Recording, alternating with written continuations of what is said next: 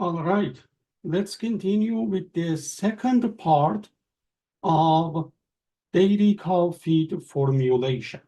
So in the first part, our scenario was to formulate a diet for lactating dairy cows with the following characteristics. Body weight of 600 kilos, first parity, 3.5% milk fat, 30 kilo per day milk yield, and 300 grams per day body weight loss. So from the nutrient requirement table that you can see here, it is from NRC, and we are going to, extract the nutrient requirement for maintenance based on the body weight. So as I said, it's a cow with 600 kilo body weight. So we are just looking at the 600 kilos row. So we can see NEL or net energy for lactation. And we are going to extract the protein requirement and calcium and phosphorus requirements for this feed formulation. So milk production requirement actually is based on the milk fat percentage. Here we are looking at 3.5% milk fat, and you can see the requirements in this row. So pay attention. These are nutrient requirements per kilogram of milk yield. So in our scenario, that milk production is 30 kilos, we need to multiply these numbers by 30 kilos because it's the amount of milk production per day. And the third type of requirements actually is body weight changes during the lactation, because we are formulating for early lactation and our cows are losing weight. So that's why we are going to choose this row to account for that body weight loss. And again, please pay attention to the explanation here. These are the nutrients per kilogram body weight change. So our cows are losing 300 grams per day, and we really need to calculate the nutrients from 300 grams body weight, not just these numbers, because they are per 1 kilo body weight loss. So in the next step, we are going to create a table and put the nutrient requirements here. Again, for the maintenance requirement, you can see we have 9.7 megacalorie per day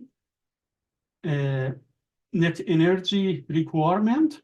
And as you can see here in this table, we just picked 9.7 from this table. For the protein, you can see for maintenance of 600 kilo cow, we need 489 grams of protein per day. So you can see I have put 489 grams per day protein requirement for the maintenance requirement. It's the same for calcium and phosphorus. Again, you can see 21 grams calcium and 17 grams phosphorus are needed. So for the milk production, as I explained, you need to multiply these requirements by the amount of milk production. In this scenario, our cow is producing 30 kilo milk. So I have multiplied the requirements for milk production by 30 kilos. For example, 0.69 megacalorie per day is the NEL requirement for 1 kilo milk that you can see I have extracted again from this table. But it's up to you. You can extract the nutrient requirements from recent nutrient requirement table. from NRC 2021. But again, only the numbers are different. Other than that, the method of feed formulation is the same. For body weight change, as I explained here, these are the requirements for 1 kilo body weight change. So for example, for 1 kilo body weight loss, we have minus 4.92 megacalorie per day energy. So here we need to calculate the amount of energy coming from losing 300 grams body weight. So see, I have put 1,000 grams or 1 kilo gives us minus 4.92 megacalorie energy. It is from that table, right? So what about for 300 grams? How much energy can I get from 300 grams body weight loss? And if you solve this by cross multiplication and then divide it by the 1,000 here, you will get minus 1.47 megacalorie per day NEL. And you can see here, I have put this number for our scenario, which is 300 grams per day body weight loss. Okay, it is the same idea for protein. I have calculated, these requirement for 300 grams body weight loss for protein as well, which gives us minus 96 grams per day. You can see here. And also, at the end of the day, we are going to calculate the total requirements. So total requirements is just the sum of maintenance, milk production, and body weight change requirements. But be careful, here our cows are not gaining weight, they are losing weight. That's why we have negative numbers for body weight change here. So in fact, 9.7 plus 20.7, which is the requirement for milk production, minus 1.47, it gives us 28.93 megacalorie per day net energy for lactation. And it's the same idea for protein, calcium, and phosphorus. And as you can see here, for protein, calcium, and phosphorus, the units are based on gram per day, and I have converted them to kilo because we are going to calculate the forage amount in kilo.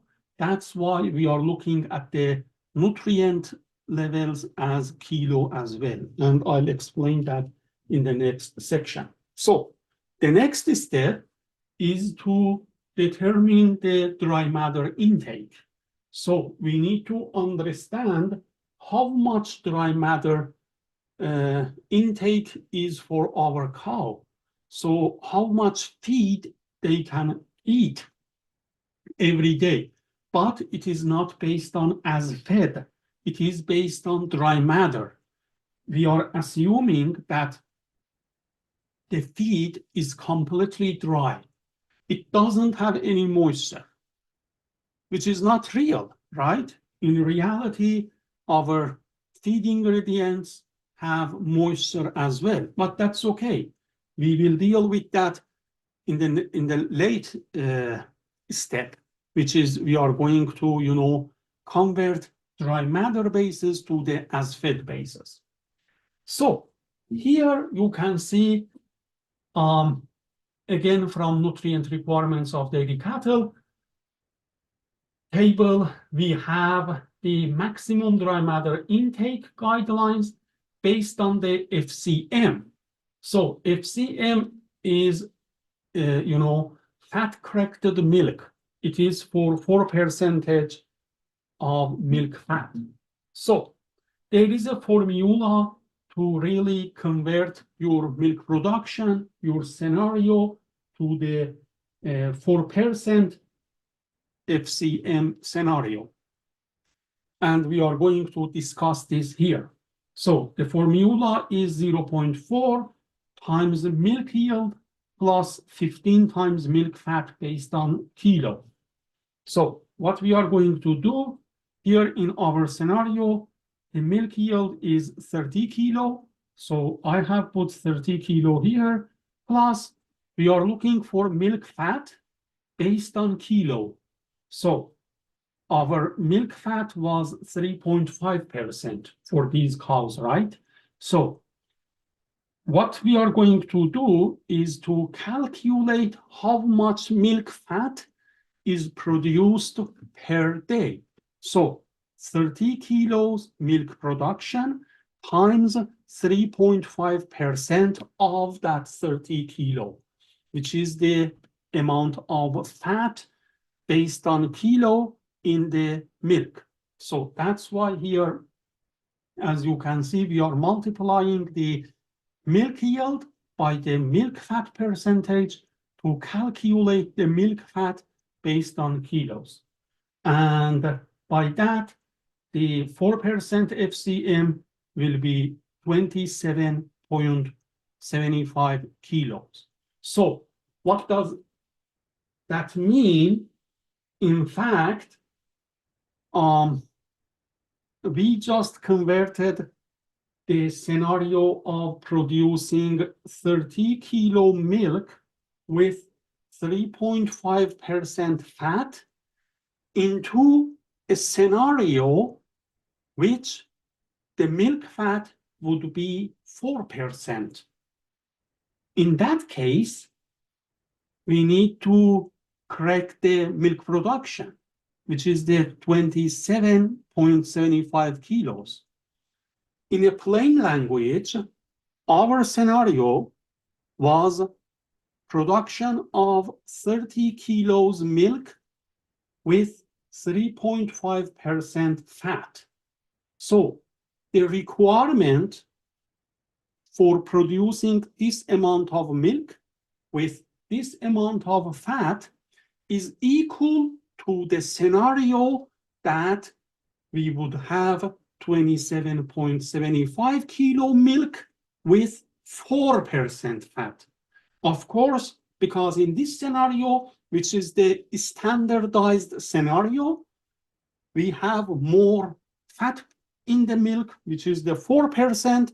And of course, the amount of milk should be lower than our scenario, which was the 30 kilo milk with 3.5%. So the idea behind this is to standardize our milk production. Because in this table, as you can see, dry matter intake is given based on the body weight. So for example, let's say here is the milk production. Let's say we have a cow, she's producing 30 kilos milk with 4% fat. And let's say, I don't know, the body weight is 700 kilos, right? So if you just find this number here, it's going to give us 3, which means that this cow with 700 kilo body weight and 30 kilo milk production with 4% milk fat needs to eat 3% of her body weight. 3% of 700 kilo, which would be around 21 kilos, right? So dry matter intake would be 21 kilos for a 700 kilo body weight in this scenario. So if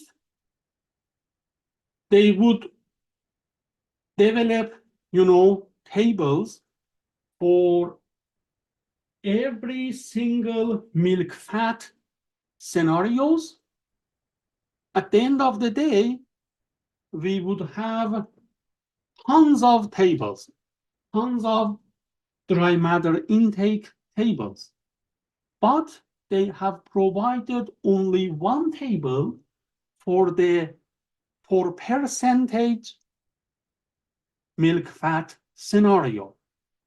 And they said, okay, you're going to convert your milk production scenario with whatever milk fat to this scenario, then you are able to use this table. So in our case, in our scenario, our cow is producing 30 kilo milk with 3.5% fat. We need to convert this, we need to standardize this based on 4% milk fat. That's why we are using this formula here. So after converting to this scenario, or let's say after standardizing the milk production, we can see our scenario, which was 30 kilo milk with 3.5% fat, is equal to 27.75 kilo milk production with 4% fat scenario. And then it's ready to go. We can use this table. Now we want to find this number, 27.75 kilo, in this table. But we don't have it here, right? So in fact, this number, 27, is located between 25 and 30. And we can just, find the coefficient from this table for 25 and 30 kilo milk production in 600 kilo body weight scenario. And then we can calculate the coefficient for our scenario, which is the 27 kilo milk production. So here you can see we have 3% of the body weight for 25 kilo milk production, and we have 3.2% of the body weight for 30 kilo milk production. And our case, which is the 27.75, is located between these two numbers, 25 and 30. So its coefficient should be between 3 and 3.2 as well, which is 3.1, right? So that's why we are saying dry matter intake is the body weight multiplied by the coefficient from this table. The coefficient from this table for 27.75 kilo milk production is 3.1%. So if we just multiply 600 by this number, it's gonna give us 18.6 kilo dry matter intake, which is roughly 19 kilo dry matter intake. So far, we have calculated dry matter intake for our cows.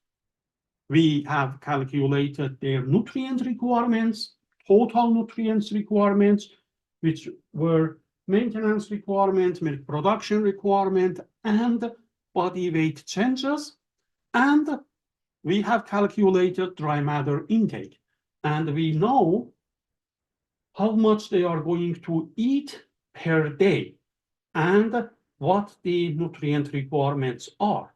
So in the next step, which I'm going to explain it in the next video, we are going to calculate the amount of forage and amount of concentrate, let's say from 19 kilo feed, dry feed, how much forage we need to have and how much concentrate we need to have.